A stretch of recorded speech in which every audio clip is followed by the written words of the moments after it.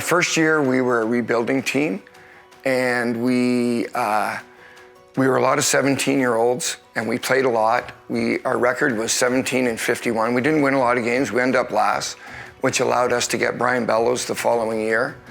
And the next year, we kind of set our goal that we were going to be a lot better. I just, put my head down and grinded it out and ended up finding a role on that team as like a third line checker on that team. And we ended up the year, and Orville was really hard on us at times, but I think it brought the team closer together. And as the year went on, we really gelled as a team. And the story, it's an incredible story. And we were like in last place in November. And Orville decided that he was going to change the captaincy because we were kind of last place. Honestly, anyway. So he stripped the C off of Joe and gave it to Brian Bellows, 16 years old. Brian was a great leader. Don't get me wrong. That didn't turn the team around, but the team really, for whatever reason, and Orville's method of coaching, it bonded people. We were in last place at Christmas time, and then we just got on this terrific roll after Christmas.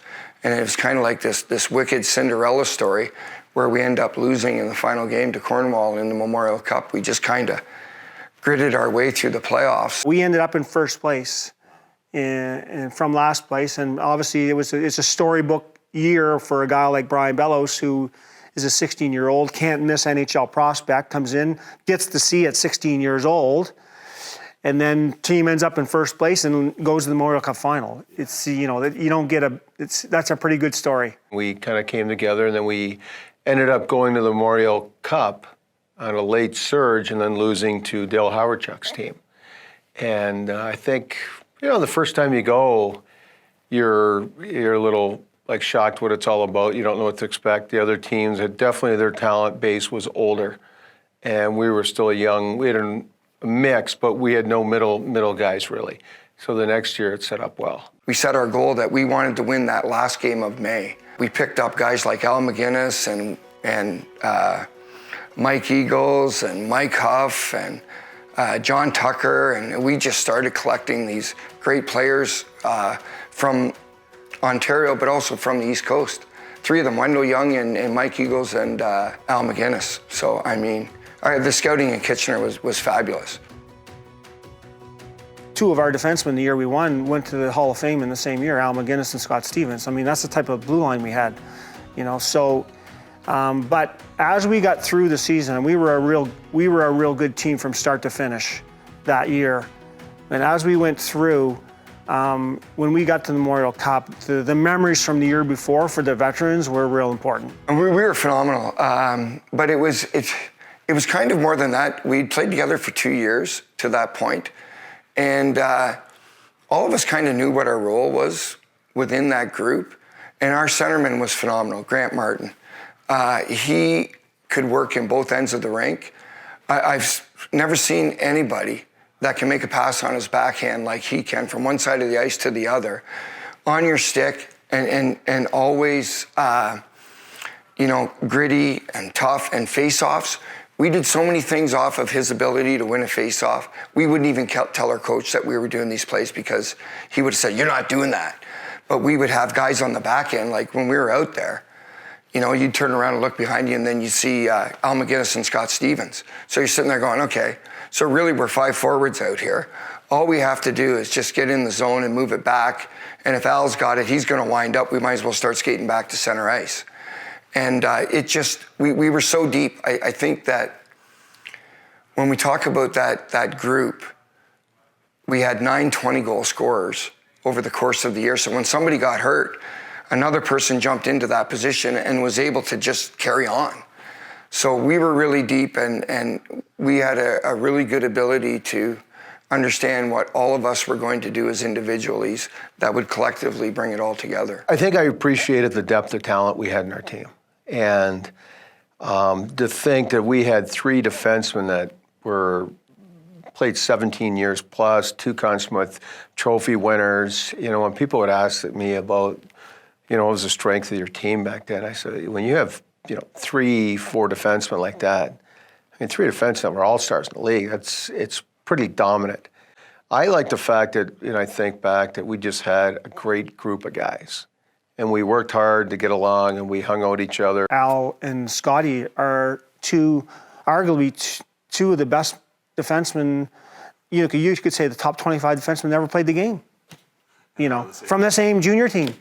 So it was incredible. It was a real privilege. I think everybody had the same type of respect for whatever role they were doing, and I think that was one of the most important things that made our team come out victorious. And everyone felt respected for it too, and I think that was a key theme.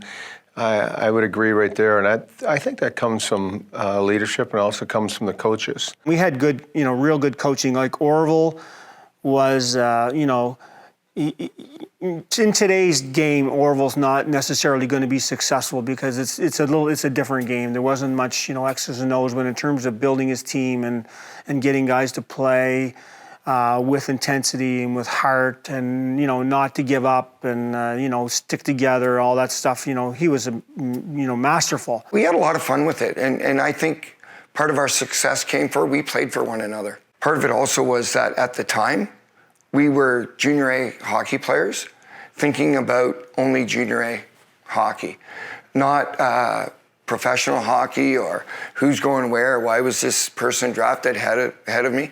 We didn't care. We were playing fun and we were having a great time playing the game. And it didn't matter any of that professional stuff. There weren't tons of agents hanging around the rinks like there is now. We were kids playing hockey. It was a lot of fun. A lot of us who had been there the year before are thinking, all right, you don't want to go down in history as losing 2 in a row, because some of us would be there the next year, and this was kind of it. And I think we were set up well, to win that year, and we had it all going. And I felt like as the tournament went along, we were kind of getting our game back. We knew what it was all about then, that it was a short tournament, and it was a hard tournament, and that you had to really get off to a good start. During that second year, if I recall correctly, we didn't get off to a very good start. I think those memories from the year before and how, we weren't going to let that happen again. Maybe we were a little too overconfident going into the first game. And, it was Sherbrooke. They had some great players. We got blasted our first game, and then we beat someone else bad the next game, and it was 3 teams that I think that the first 4 games, none of them were close. It was really, really odd. It was up and down. We were able to just shake it off. And I think we kind of talked after that game and said, listen, we can't go out there and think that we're going to get into all of this aggressive physical play and lots of penalties and hope to be successful. And we decided that we got to get back to playing the way that we were, and then we were able to work our way through that tournament. Everyone was kind of contributing, and if you look at it I think in the final stats, like Eagles had some shorthanded goals. Grant Martin had a goal. You had Joe Levesque doing what he did. You had Wendell Young standing on his head, making some great saves. When we needed him in the second period, when we were shorthanded. And so all these things came across. Scotty was drilling people. McGinnis was firing the puck. You had everyone kind of come together, and that's the part you kind of remember. We kind of figured we were favored to win that game, and we needed to get a good start. And I think we came out of the gate, and we were able to get a big lead. And I think by the third period, it was like 7-2 or something. And we gave up a couple of goals late, power play goals or something. But one of the key parts of that game, I think Mike Eagle scored a shorthanded goal when we were 5-on-3. And we may have got a couple of shorthanded goals that kind of stretched it out and gave us that breathing room. But again, we had a really strong effort from everybody, and our goaltending all the way out, we were solid all the way through. And I remember Scott Stevens, after every game in that tournament, his knees were getting so bad that it was just ice bags everywhere on him. And he was phenomenal in that tournament. Brian had 5 points in the first period. It was just unbelievable. I think that line or whatever scored 5 goals in the first period, and Brian had like 3 goals and 2 assists.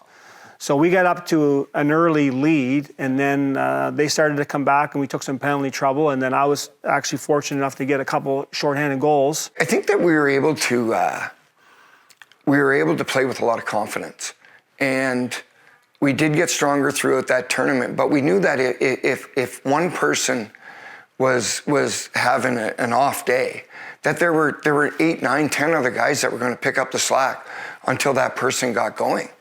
And it was pretty cut and dried in terms of situational play, who was going out and when they were going out. And we were just able to say, okay, here we are. It's our last year for a lot of us. Let's just get out there and get after it. And we were lucky enough to pull it through because, like you said, it's one game. Anything can happen. Just an amazing feeling. I think winning is just with a group of people that you care about is just the best, and best feeling in sport you can have. And it's certainly it's a memory that I will never ever forget, for sure. I look at the guys I played with, like Brian Bellows, he could score from anywhere. Grant could score from anywhere. Stevens could score. Al McGinnis could score. Anybody that you were out with at any given time could score. So to me, I look at that record and I say it's part of our team goal in terms of it's a collective record, because I would never have got that many points without having all those great players to play with, because a lot of them were assists and they did all the finishing. When you win with a bunch of guys like that, it's a little more special bond than if you go through when you're having hard times and stuff. It brings you together for a long, long time, and you see those guys years later, and it's just instantly there is a connection. That you share something special together, and you can instantly, it just brings back all those good memories when you see those people. So it's pretty cool, and I wish that everybody could experience it, to be honest with you. It's hard to win, and things have to go incredibly well in terms of injuries, goaltending, how everything comes together in each and every game. A couple, 2 or 3 bad games, and you can find yourself on the outside looking in. And we were able to, both years, successfully make our way through all of the pitfalls through the playoffs. 3 years of hard work to get to that point. And I think before that game, a lot of us felt that we wanted to win the Memorial Cup, first of all, because it's a national championship. And secondly, to kind of justify the year before. And we'd worked so hard the year before to get there, and we came up short. And this time we were determined that we did not want to come up short and leave anything on the ice at all.